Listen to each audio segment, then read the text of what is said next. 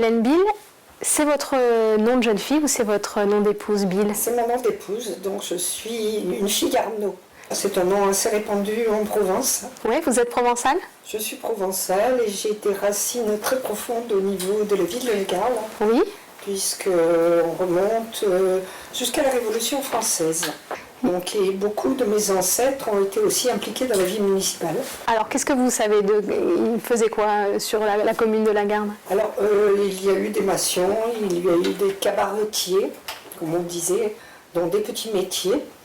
Mais ils ont toujours eu, que ce soit du côté de ma mère ou de mon père, une place prépondérante sur la ville. Alors même si certains sont partis, ils ont toujours fini par revenir.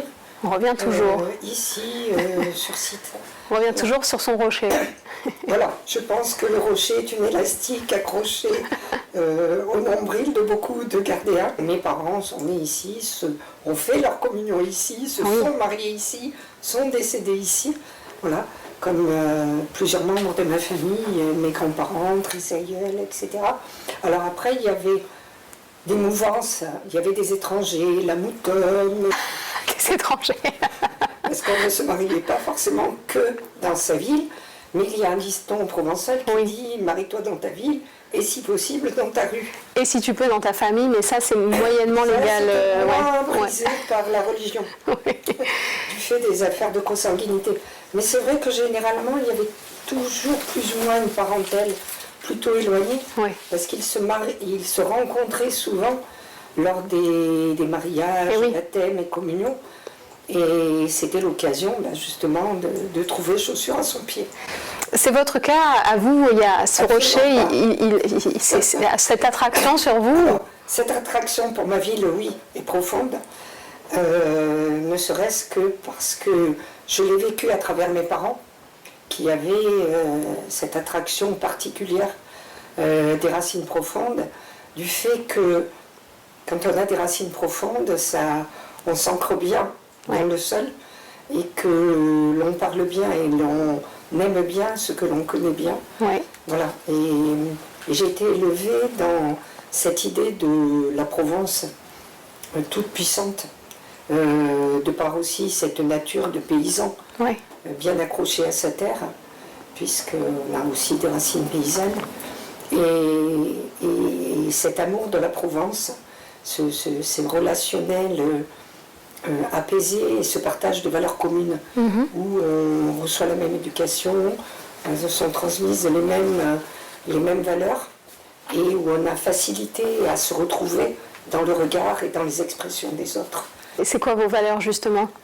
Alors moi, la valeur famille, là c'est le dogme sacré auquel on ne touche pas. Donc enfants, petits-enfants, parents lorsqu'ils étaient là. Cousins, cousines, puisque j'ai une parentèle relativement nombreuse sur la ville. Après, c'est la vision qu'on peut dégager, à la fois un côté difficile à apprivoiser, mais dès que c'est apprivoisé, voilà, la bonne relation, la sincérité, la parole donnée et tenue, le fait qu'on n'ait pas... que l'individu a autant de valeur que soi-même. Voilà, ce respect de l'individu, dans l'humanisme, dans le respect des valeurs, de la propriété, de la place de l'autre. Et ça, pour vous, c'est quelque chose de typiquement provençal? C'est ce que vous retenez? C'est typiquement provençal, c'est comme ça que je le vois. Après, ces valeurs sont véhiculées un petit peu de partout, au niveau de la France. Mais voilà, où on a aussi des rencontres qui sont plus à l'extérieur qu'à l'intérieur, parce qu'on vit énormément dehors. Après, c'est vrai qu'on dit le provençal est quelqu'un de jovial, d'accueillant, etc. Entre la jovialité de surface et l'accueil profond, il y a quand même une marge importante qui met beaucoup de temps à s'installer. Bien sûr. Vous êtes comme ça? Je suis comme ça. Je regarde beaucoup avant de me laisser apprivoiser. Oui, c'est-à-dire que vous pouvez être sympathique, avenante, mais vous pouvez être beaucoup plus généreuse et sincère plus tard, une fois qu'on vous a apprivoisé. Je suis toujours un petit peu au départ dans la réserve. D'accord. Ok. J'ai un petit peu le temps de recul pour apprivoiser les gens et voir aussi si on peut échanger en toute confiance et en toute amitié. Mais après, bon, c'est sûr que je recherche aussi dans les personnes les valeurs qui sont les miennes et avec lesquelles je vais pouvoir être en corrélation et en confiance. Donc il y a toujours ce temps, un petit peu de réserve qui permet. Alors après, Hélène, c'est la joie. Hélène, c'est la joie. Voilà. Avoir un œil optimiste avant d'être pessimiste. Ça parlait provençal chez vous? Oui, mon arrière-grand-mère parlait exclusivement provençal. Oui. Enfin, exclusivement, non. Je commets une erreur. Elle parlait français avec nous et provençal avec ses amis. Et ma mère parlait provençal avec elle. Alors je vous parle de mon arrière-grand-mère parce que je n'ai pas connu ma grand-mère qui est décédée très jeune. Ok. Mais donc mon arrière-grand-mère vivait avec nous. Elle a vécu avec nous jusqu'à ce que j'ai l'âge de 12 ans. Ouais. Donc moi je le comprends, le provençal, mais je ne le parle pas. Lorsque nous parlions enfants, nous utilisions dans notre façon de parler beaucoup de mots provençal qui étaient passés dans la langue courante en toute facilité. Voilà. Parce que je trouve que le provençal est très imagé. Oui, c'est vrai. Et donc, avec un mot, on arrive à dire très exactement ce que l'on veut dire. Et puis, c'est vrai que tous les mots qui reviennent en surface sont reliés forcément à un moment ou à un autre à des souvenirs. Bien sûr. Donc vous avez grandi ici à la Garde? Alors, j'ai grandi, oui et non. J'ai grandi ici à la Garde jusqu'à l'âge de 4 ans. D'accord. Puis nous sommes expatriés à Toulon. Oh là là. Puisque mon père travaillait à Toulon. Oui. Et il était très compliqué de faire les voyages à cette époque-là, compliqué de se déplacer, puisque nous n'avions pas de véhicule.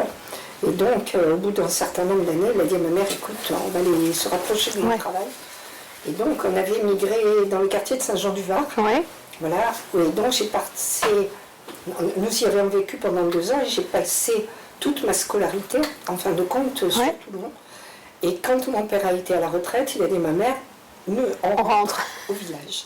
Voilà. Et donc j'ai suivi. Oui, bien sûr. Mon frère a suivi aussi, puisqu'il était médecin. Ouais. Quand il est venu s'installer, il s'est installé, il a pris son premier cabinet. Ici, au village, comme on disait. Au village, oui. Voilà. Et on est tous rentrés ici, dès l'instant où... donc un petit peu ce cordon de la famille qui a du mal à se lâcher. Vous aviez quel âge à ce moment-là?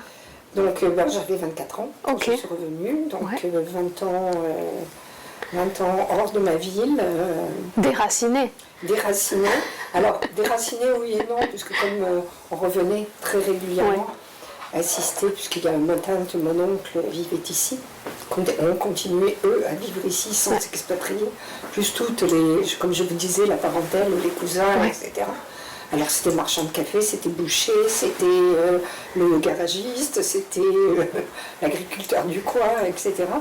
Donc d'avoir gardé ces liens-là faisait que l'on revenait faire le corso à la Garde, faire toutes les festivités à la Garde, voilà. Et le lien n'était pas forcément rompu, puisque j'avais des cousins de mon âge, et quand je revenais, je partais m'amuser avec les amis de mes cousins, et j'ai toujours gardé le lien. Et une certaine identité gardéenne, vous vous sentiez d'ici? Je me sens d'ici, oui, avec cette envie de faire évoluer ma ville et qu'on s'y sente bien. Comme mes parents s'y sentaient bien, comme ils y ont toujours vécu, et comme ils se sont de façon apaisée éteints en étant chez eux. Alors, au village. Cette notion de dire on est chez soi. Bien sûr. Vous êtes allé dans quelle école à Toulon du coup? Alors à Toulon, j'ai été scolarisée à l'école de Saint-Jean-du-Var, maternelle et élémentaire. Puis j'ai intégré le lycée du Mont d'Urville. Ah oui. Qui à ce moment-là était encore un collège, un lycée, etc. Où j'ai fait toute ma scolarité jusqu'au bac.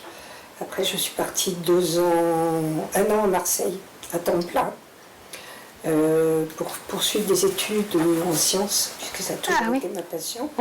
Donc j'ai l'équivalent d'un début de licence en biologie. À partir de la 2e année, j'ai été étudiante salariée, puisque j'avais passé l'examen pour être enseignante, et que j'ai commencé à travailler. Donc j'ai travaillé tout en restant étudiante. Vous aviez 20 ans, vous étiez hyper jeune. Voilà, j'avais 20 ans. Ouais, Mais à cette époque-là, on démarrait jeune. ouais, carrément. Et vous avez commencé à enseigner à 20 ans? À 20 ans, donc j'ai eu toutes les classes possibles et imaginables. C'est vrai, du primaire à Primaire jusqu'au secondaire, donc j'avais des élèves de 6e à la 3e. Et je me souviens, un jour, on m'était retrouvée au collège Pérez qui traversant la cour avec ma classe de 3e et on allait en sport. L'arrivée d'un surveillant en hurlant dans la cour, et vous allez comme ça, et où est la prof? Vous étiez si jeune. Voilà, Eh oui. j'avais 4 ans de plus que mes élèves. Ah oui, bien sûr.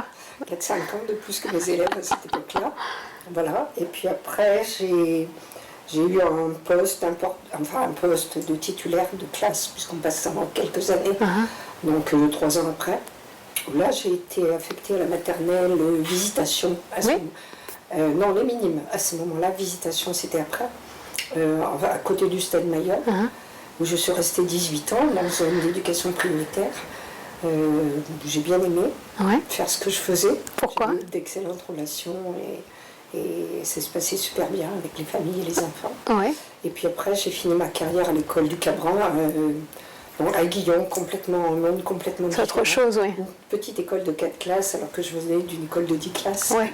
Voilà, et puis j'ai terminé en 2007 sur cet établissement, après 35 ans de bons De bons et loyaux services à l'éducation Mais nationale. j'avais déjà commencé ma carrière au niveau de la mairie, parce que j'avais été élue en 2001. Oui. Au départ, je m'étais mise à mi-temps et j'assurais moitié, de façon à ce que mes nouvelles fonctions ne nuisent pas au bon déroulement de la classe et surtout ne nuisent au confort de mes collègues. Bien sûr. L'enseignement, c'était une évidence pour vous? C'était votre vocation? Pas forcément au départ. Comme disait ma mère, petite, tu n'aimais pas l'école. C'est vrai? Vous vous en Je n'aimais souvenez? pas l'école parce que je n'aimais pas les contraintes qui nous étaient posées à l'école. Parce que j'ai quand même un esprit un peu libre. Que l'école, c'était quelque chose. En plus, c'était que des filles. Eh oui. Horreur. Horreur suprême. Ouais. Que des filles. C'était difficile, ça? C'était difficile, que des filles, c'était difficile. Et parce que je n'étais pas ni dans les ragots, ni dans les cacanages, ni dans ce qui fait la petite fille modèle. Ouais. Pas du tout. C'était pas vous? C'était panthère, c'était les jeux avec les garçons, à courir, à faire du vélo, de la trottinette toute la journée, du patin à roulettes, la poupée, c'était pas mon truc. Non.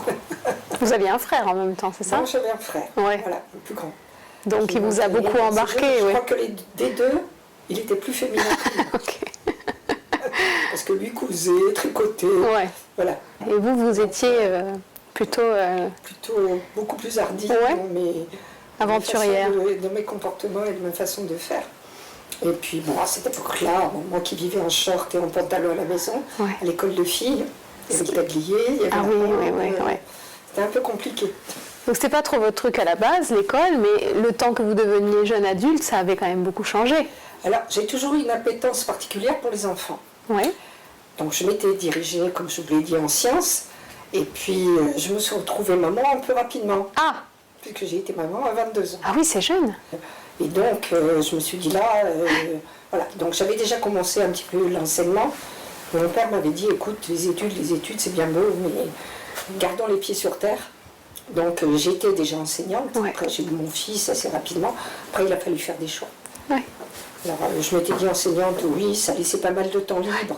Donc, on pouvait continuer, comme je vous l'ai dit, j'étais étudiante salariée. Ouais. Donc, on avait un aménagement des cours au niveau de l'université. J'étais à Saint-Jérôme, à Marseille. Donc, on avait des aménagements possibles. Ouais. Mais bon, bébé étant arrivé, il a fallu choisir. 3 choses, c'était beaucoup. Ah, vous avez tout fait en même temps, quoi. Hein, Voilà. hein. L'entrée dans la vie d'adulte, Exactement. c'était rock'n'roll quand même. Exactement. Ouais. Voilà. Ok. Et donc, à ce moment-là, on a opté plutôt pour l'enseignement et la famille. Donc vous avez eu 3 enfants, c'est bien J'ai ça? 3 enfants, oui. Donc 3 générations présidentielles, Ah oui? une génération Giscard et 2 générations Mitterrand. Mais est-ce que vous avez fait exprès de les caler sur des mandats comme ça, des septennats? Je ne sais pas. peut-être des moments d'aspiration. Oui, oui. Ouais. Voilà. Ils ont combien d'écart? 7 ans. 7 ans, ouais, c'est ça. Hein. Entre l'aîné et le dernier. C'est fou, hein. 14 ans. Vous étiez faite pour la politique, en fait. Absolument pas. La politique est devenue un accident. Mais est-ce que vous vous étiez imaginé que vous seriez un jour maire de la Garde, votre ville? Absolument pas. Jamais de ma vie, c'est quelque chose qui m'a effleuré l'esprit. Ouais. Voilà. Je n'avais pas, absolument pas, je n'ai jamais eu de plan de carrière. Surprise. Voilà, surprise, exactement. C'était pas du tout. Je suis d'abord arrivée dans l'équipe de M. Masson par erreur, on va dire. Par erreur? Non. M. Masson, que je connaissais grâce à mon compagnon, avec qui on a été les premiers à faire la campagne avec lui. Oui. Et même avant la campagne, puisqu'avant les années, quand il nous a dit voilà, je vais me présenter à la mairie de la Garde, est-ce que vous allez me donner un coup de main? Donc on a dit oui, tous les deux. Ouais. Et donc on lui a donné un coup de main, mais voilà, pour donner un coup de main. Ouais. Voilà, comme c'était un copain, un ami, voilà, on lui a donné un coup de main dans sa campagne. Et Mais vous croyez à ses chances quand même à ce moment-là. Vous on dites qu'il croyait a. à ses chances, oui. Oui, après c'est toujours une belle aventure. Oui, bien sûr. Voilà. De se lancer dans quelque chose de nouveau. J'étais arrivée à un âge, parce que je n'étais pas loin de la cinquantaine, où l'éducation nationale, je maîtrisais. Ouais. Les enfants, le dernier avait 11 ans. Voilà, ils étaient élevés, les deux grands volaient de leurs propres ailes, le troisième était en cours, mais ça se passait bien, voilà. Donc s'investir, bon, j'avais une grande confiance en Jean-Louis Masson, on a beaucoup d'atomes crochus et des valeurs que l'on partage. Et c'est vrai que bon, c'était un peu la folle aventure. C'était un challenge. Voilà, c'était un challenge, Ouais. la folle aventure. Même si on se dit ça marchera pas, mais voilà, on va tenter le coup, pourquoi pas, on a d'autres choses à proposer, il avait un programme sympa, Ouais. voilà, une bande un peu de jeunes, de moins jeunes, mais de jeunes en politique, qui se lancent dans cette espèce d'aventure Ouais. un peu tiré par les cheveux peut-être au départ. Et c'était pris un peu comme ça par aussi Yvon Robert et l'équipe adverse qui nous considéraient comme Ah oui. vraiment des innocents. Ah oui. Dans toute, Et aux innocents, les mains pleines, du coup. Exactement, les innocents les mains pleines. Donc on avait commencé à faire un petit peu avant de la campagne électorale, on avait créé une association et on avait produit un journal qu'on allait distribuer dans les boîtes aux lettres. Il s'appelait Droit devant, Ok. en provençal. Et petit à petit, donc, M. Masson a mis d'ailleurs sa permanence dans les locaux d'infirmiers de mon compagnon. Ouais. Puis la campagne s'est lancée, donc au départ on était 3 ou 4 à tenir la permanence, moi en dehors de mes heures de travail, etc. Et puis la campagne s'est lancée, les choses se sont avancées petit à petit. Et puis je crois que c'était au mois de janvier donc 2001, il me dit, voilà, il reste des places dans la liste, est-ce que ça te dit? Donc est-ce que ça me dit j'ai dit, écoute, je t'ai dit que je te donnerais un coup de main, je vais te donner un coup de main, je vais te donner un coup de main jusqu'au bout, quoi. Voilà. Donc il restait bien entendu jeunesse, éducation, Ouais. voilà. Ça vous allait plutôt bien. Centre de loisirs, Ouais. il me dit, tu connais? Ouais. L'éducation, je connais, les enfants, je connais, Ouais. les jeunes, avec ma petite tribu, je connaissais aussi. Ouais. Ça vous allait bien. Ouais. Donc c'est parti comme ça, et puis On vous prend pas au sérieux, mais vous la gagnez cette élection de 2001. on gagne cette élection, et là, trou noir, un peu l'angoisse. Ah ouais, il faut Parce que gouverner. dans l'équipe, c'est vrai qu'on était. Je crois qu'il n'y avait que 3-4 personnes qui avaient déjà eu un mandat électif, Ouais. mais souvent dans l'opposition. Mhm. Donc il y avait M. Asselin, Mme Brooks, un autre élu qui venait d'une autre commune. Mais après, tous les autres, nous étions vraiment des novices. Et ouais, tout était à apprendre. Tout était à apprendre, tout était à découvrir. C'était peut-être ça le beau challenge, quoi. Après, c'était de se dire, les gens nous ont élus, nous ont fait confiance, il ne faut pas trahir la confiance. Ouais, ça vous oblige. Donc, il y avait une obligation de réussite, mais aussi l'envie que ça soit quelque chose de fort, quoi. Ouais. Voilà, de marquer notre différence, notre façon de voir les choses peut-être différemment, sans forcément taper du pied et éparpiller ou écraser tout ce qui avait été fait. Et bon, là commence effectivement une aventure, un chapitre. Vous aviez envie d'impulser quoi? C'était quoi votre vision? Le premier temps, ça a été d'aller voir ce qui se passait ailleurs. Oui. Voilà, donc aller voir ce qui se passait ailleurs. Donc j'ai visité beaucoup de villes alentours. Oui. J'étais à Sifour hier pour voir ce qui se faisait en politique jeunesse, hein, Oui. essentiellement. Et puis rentrer dans les dossiers, parce que c'est ça aussi, hein, apprendre La technique. la technique, aller voir. On avait la chance à cette époque-là, ce qui se produit un petit peu moins maintenant, c'est d'avoir des référents d'administration. Que D'accord. ce soit la CAF, que ce soit à ce moment-là la jeunesse et sport. Nous avions pour chaque ville des référents. Et j'ai fait ces démarches d'aller à leur rencontre et de leur demander de m'expliquer quels étaient le fonctionnement et quelles étaient les relations qui géraient, qui étaient mises en place entre la ville et leur institution. Comment ça fonctionnait, comment on avançait, voilà, jusqu'à ce que je comprenne bien tous les rouages. Démarche scientifique. Bon élève. Voilà. Faut comprendre. Il faut que je comprenne d'abord. Après, quand j'ai bien compris, donc généralement ça donne de l'assurance aussi, quand on commence à maîtriser. Et c'est ça. Et après, pouvoir poser et dire, maintenant, ce n'est pas ce que j'ai entendu, ce n'est pas ce que j'ai compris, donc pourquoi vous n'appliquez pas ce que j'ai entendu et ce que j'ai compris? Pourquoi vous ne faites pas... voilà. Et donc, c'est vraiment pouvoir opposer, mais en étant sachant. Oui. Et pas en pensant que... Oui. Voilà. J'avais ce côté éducation nationale aussi. Et pour moi, ça a été d'assurer une continuité harmonieuse, à la fois entre les différents temps de l'enfant, et aussi entre les différentes strates d'âge, de façon à ce qu'ils trouvent des actions qui correspondent à leurs envies. Donc les semaines à thème auront 20 ans cette année, en 2004. Ouais. Maison de la jeunesse a eu 20 ans l'année dernière. Ouais. Donc le fait qu'il n'y avait pas de maison de la jeunesse, il y avait un biche mais pas de maison de la jeunesse. Donc petit à petit, disons qu'il a fallu à peu près 3 ans pour que je rentre presque dans le vif du sujet, 2 ans et demi. Les premières réalisations en 2003.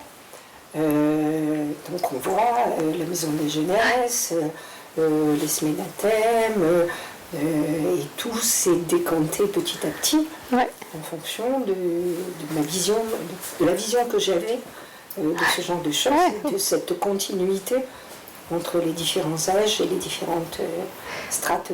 Après, c'est vrai que le dialogue avec l'éducation nationale et surtout les enseignants, pour moi, était facilité. Oui, vous aviez les codes. De la maison.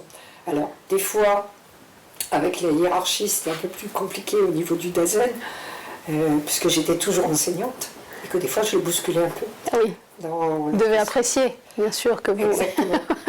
Exactement. Mais tout en restant quand même à ma place. Quand j'étais à l'école, j'étais à l'école. Quand j'étais ici. Il y a toujours eu des niveaux très...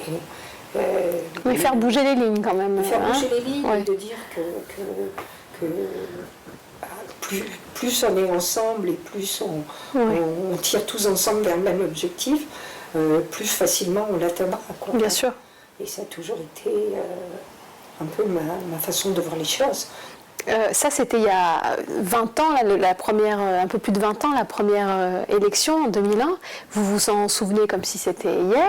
Oui. Et puis ensuite, il y a eu donc un deuxième mandat, un troisième mandat, et puis là, un quatrième mandat un peu particulier, avec une petite surprise à la clé. Donc, les 2 premiers mandats, éducation, jeunesse, troisième mandat, ma collègue en environnement ne se représente pas. Et donc, je retourne à mes amours premières. La science. La science. Ouais. Voilà, biodiversité et science. Ouais. Et là, voilà. Là, je me sens très à l'aise. Ouais. Avec, pareil, l'idée de faire bouger les lignes et d'avancer le plus rapidement possible, donc zéro phyto assez rapidement. Les abeilles. Les abeilles, un petit peu plus tard. Et les abeilles aussi, en me disant il faut que les gens prennent conscience à la fois de la force et de la fragilité de la nature. Et que ces chaînes de vie se sont construites, ont mis des millions d'années pour se construire. On a une chaîne qui est quasiment parfaite. Et nous, humains, on s'ingénie à détruire, oui, c'est vrai. à enlever des maillons de cette chaîne et à bouleverser ce qui a mis tant de temps à se construire. Et voilà, donc c'était un peu le message. Alors je suis pas illuminée, je ne me sens pas investie forcément d'une émission de nature, oui. mais en même temps c'est d'essayer un peu d'ouvrir les yeux des gens et leur dire mais regardez la chance que vous avez. Oui. Ça parle un peu de vos racines aussi, vous avez un peu, la terre ne ment pas, il faut... Oui. On est tous plus ou moins à un moment ou à un autre issus de racines paysannes. Oui. Voilà. Donc c'est aussi avoir ce respect de la terre, ce respect de la nature, ce respect de la beauté du monde. Oui.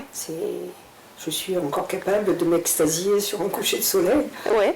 Voilà. Je dis, c'est jamais nous, hommes, nous arriverons à reproduire ce que la nature nous donne. C'est clair. Voilà. Et on s'aperçoit en science qu'on est en train de...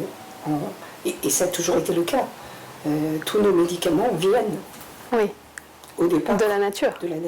Est-ce que vous êtes dingue des documentaires scientifiques, de découvertes d'animaux, de nature Alors je les regarde à la télé, je regarde essentiellement, avec beaucoup de passion, ces documentaires-là. Je suis abonnée à Sens et Vie depuis que j'ai l'âge de 15 ans. Donc tout ce que donne la science me fascine. Je suis épatée par l'univers. Je me dis, qu'est-ce qu'on est dans l'univers? Alors, qu'est-ce qu'on est dans l'univers? On n'est rien. Qu'est-ce qu'on fait là? Parce qu'il y a eu des conjonctures qui ont fait que, des associations qui ont fait qu'à un moment donné, la vie a pu exister, qu'il est possible qu'ailleurs d'autres vies existent. Ça vous plairait, ça, de rencontrer des extraterrestres? Pas forcément. Pas forcément, parce que on s'imagine que la vie est identique à ce qu'elle est sur la Terre, ce qui n'est pas forcément le cas. Sans doute que non. Voilà. Et qu'est-ce que la vie? Est-ce que la seule petite, l'assemblage des petits atomes qui sont la base de notre ARN, est-ce que c'est là que démarre la vie? Un concours de circonstances, ça vous rappelle quelque chose? Une association, un concours de circonstances, et boum, on devient maire de sa ville. Ça, c'est le 4e mandat. Les circonstances, c'est qu'on a M. Masson qui déjà pour être député en 2017, où là déjà l'équipe est un peu bousculée dans son fonctionnement, puisqu'on est obligé de se réorganiser au niveau de la fonction. 2020, une année complètement chamboulée. L'épidémie de Covid. Avec l'année Covid, une élection tronquée, récupérée 6 mois après, voilà. Et puis ce qui fait la vie et les choses de la vie qui font que M. Giraud devient inéligible et que M. Masson décide de se lancer dans la bataille. Et que, comme toujours, on a toujours suivi, l'équipe a toujours suivi M. Masson dans ce qui se passait. Et moi, à ce moment-là, première adjointe, donc il est élu.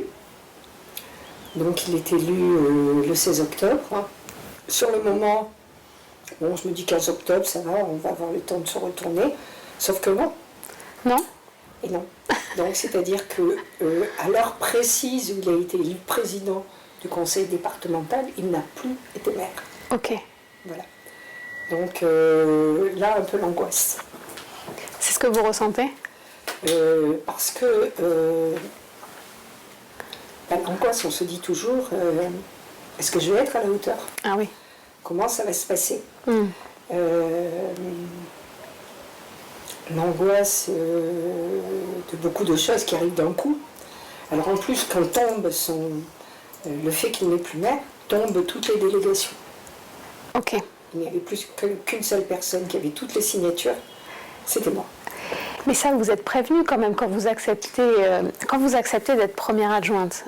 Vous êtes sensibilisé à ça? C'est-à-dire si jamais... On n'est pas sensibilisé en tant que tel parce que c'est quelque chose, en fin de compte, qui aurait dit que M. Falco, se présentant en 2020, allait recevoir 2 ans après, en pleine tête, ce qui s'est passé, qui l'entraînerait dans la tourmente Marc Giraud en 2020, c'est impensable. C'est impensable. Et c'est pareil ici, vous vous dites c'est possible, mais ça ne va pas arriver. On n'y pense pas. Ouais. On n'y pense pas. Ouais. C'est pas quelque chose qui... et je vous défie de trouver quelqu'un qui, en 2020, aurait dit ce qui allait se passer bien sûr. Plus tard, quoi. C'est impensable. Et comment ça se passe pour vous? C'est-à-dire que vous avez un directeur de cabinet qui vous dit bon voilà, maintenant ça va se passer comme ça, il faut voilà votre nouvel emploi du temps. Comment ça marche en fait? Parce que M. Masson partant, tout le monde s'en va au cabinet. Oui. Voilà. Donc comment vous faites? Comment je fais? J'ai un directeur général des services. Voilà. Donc un DGS, qui est votre référent. On a mené la mairie, mon élection dans la foulée début novembre, et avec qui on a mené la mairie jusqu'au mois de décembre, que Nicolas arrive, parce qu'il faut chercher un directeur de cabinet et c'est pas innocent. Bien sûr. Il faut quelqu'un de confiance sur qui on puisse s'appuyer. Avec qui vous passez beaucoup de temps? Avec qui on passe beaucoup de temps, on échange beaucoup. Sophie qui arrive aussi au cabinet, mais elle en tant qu'administratrice, alors qu'elle n'était pas du tout dans la branche, puisqu'elle était dans la communication. Il faut s'organiser, il faut continuer à avancer, abandonner, entre parenthèses, ce que je faisais depuis plus de 7 ans. Vous devez laisser vos délégations à vous. Je laisse ma délégation, choisir la personne qui va me remplacer, me dire qu'il faut que je prenne de la distance avec cette délégation, puisqu'elle a été transmise à quelqu'un d'autre, et qu'il ne faut surtout pas que je m'ingère. Ou que vous la favorisiez, ou que je la favorise, ou que je m'ingère, parce que quand vous êtes élu, vous échangez beaucoup avec les services. Ah oui, bien sûr. Donc vous êtes en ligne directe avec les services, même si en tant que maire, vous êtes en ligne directe avec la totalité des services, mais plus avec les DG, les directeurs généraux des services adjoints, qu'avec les services en tant que tels. Alors que moi, j'ai toujours fonctionné en direct avec les services, plus qu'avec les DG. Mais après, bon, c'est dans de bonnes mains, il n'y a pas de souci. Mais c'est vrai que quand on est un peu passionné, on a tendance à vouloir tout gérer soi-même. Voilà. Et puis, un champ d'information est énorme. Ouais. Voilà. Il faut tout apprendre de tous les services. Là, on rentre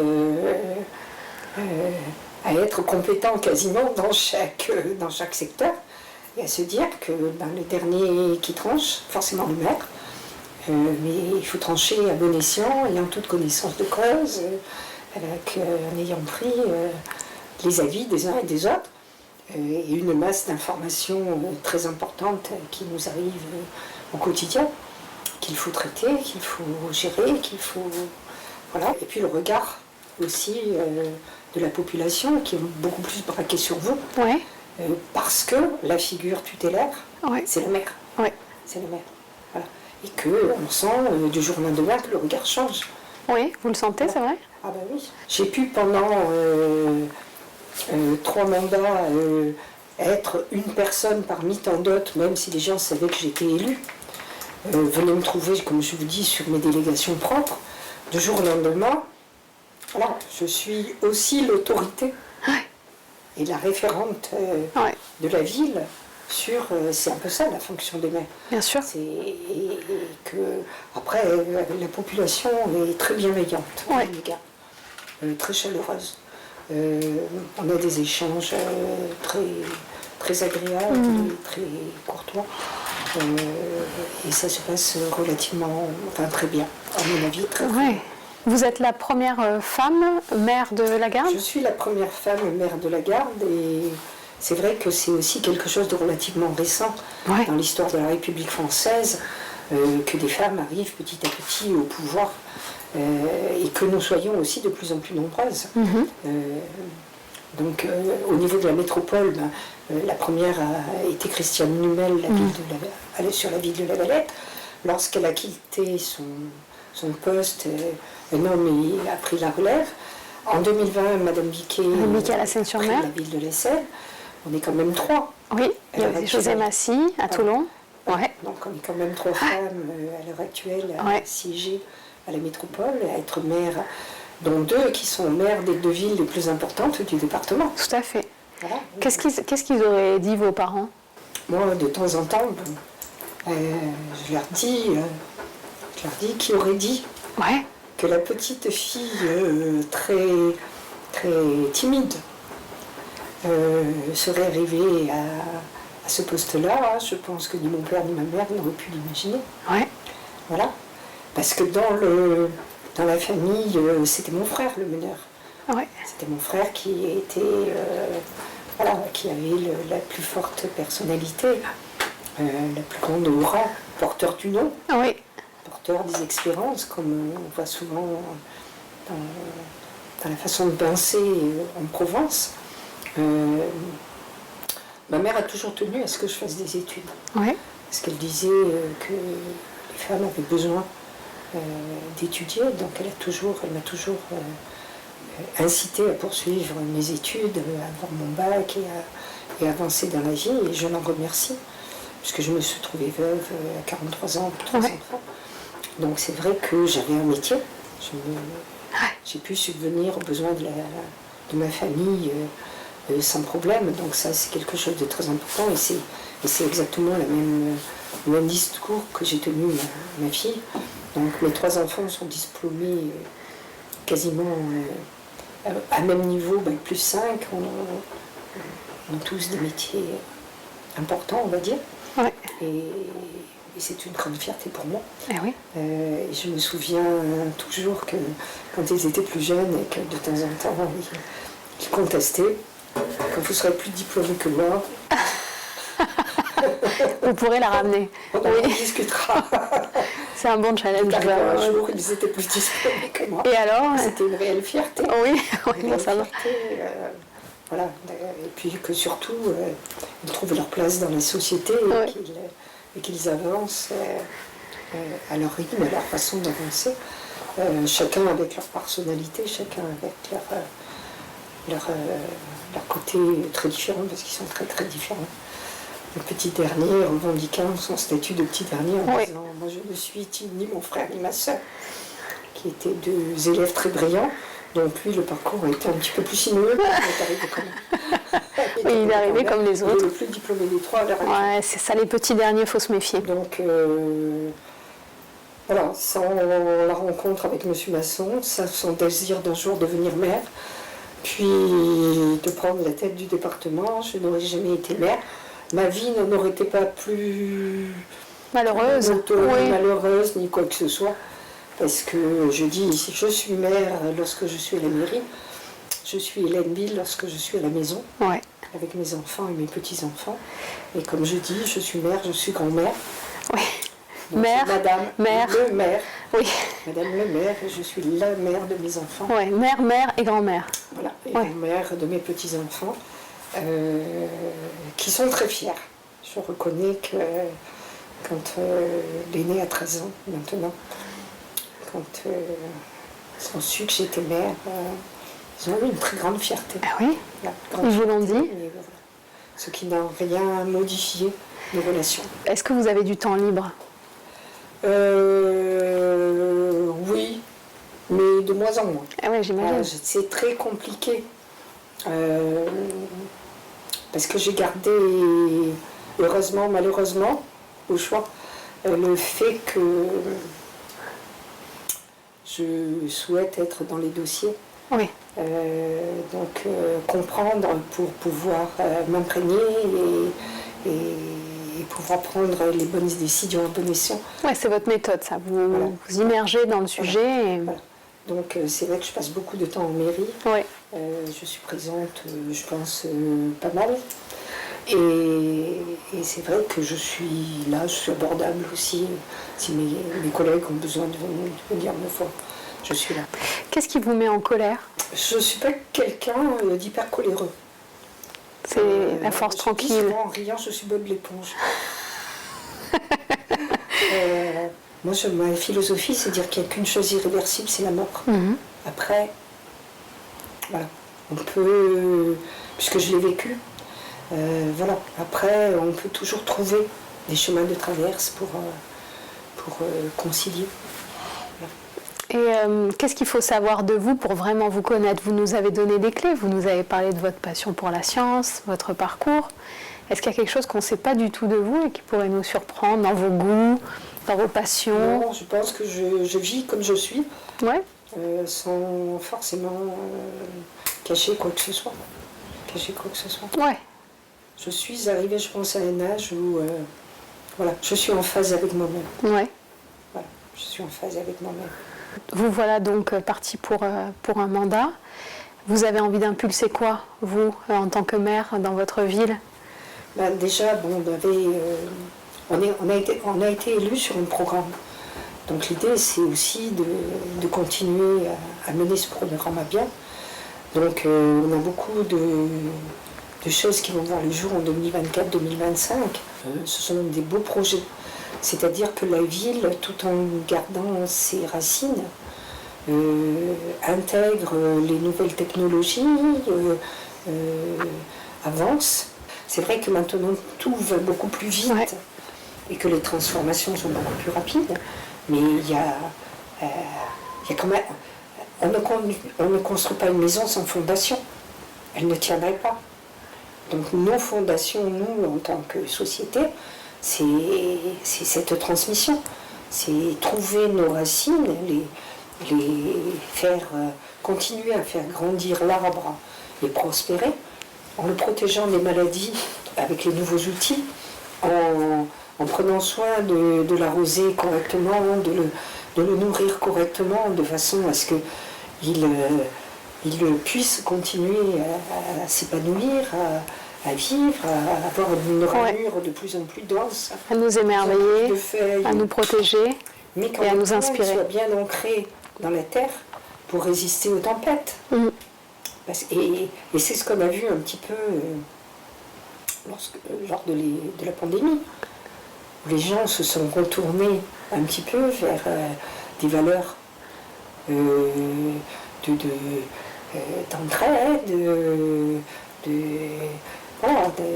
remercier, chose qu'on oublie un peu facilement. Il ne faut jamais oublier de remercier les gens.